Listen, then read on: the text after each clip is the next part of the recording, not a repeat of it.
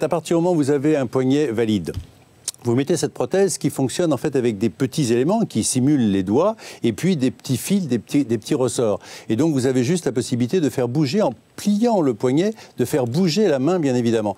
Donc c'est une première étape. Car après, il y a la possibilité d'avoir ce qu'on appelle la main bionique, c'est-à-dire que cette main, cette fois-ci, est fixée par des fils vers les muscles de l'avant-bras. Et donc, quand vous avez la volonté de vouloir plier un doigt, eh bien, l'influx est transmis à cette main et vous recréez à ce moment-là, en particulier la pince, qui est l'élément important, bien sûr, au niveau d'une main. Mais c'est une première étape et c'est important pour cet enfant, bien évidemment. Alors justement, on a l'impression, vous venez de nous parler de la main bionique, que l'imprimante 3D peut révolutionner certains domaines de la médecine.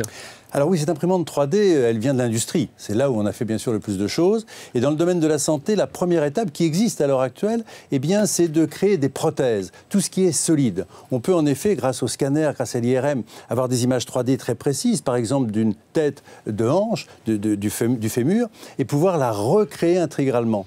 Donc il suffit d'utiliser du titane. Dans l'imprimante, vous ne mettez pas de langue, vous mettez du titane, et ça vous crée eh bien, cette tête de fémur.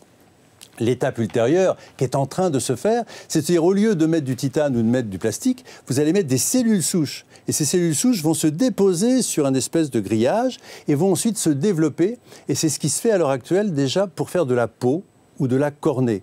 Et on utilise cette peau d'ailleurs pour faire des tests toxicologiques sur des produits de beauté ou sur des médicaments. Et là, ultérieurement, peut-être qu'on arrivera à faire des organes un peu plus sophistiqués, mais ne rêvons pas, c'est pas demain qu'on va faire un cœur ou un rein en impression 3D.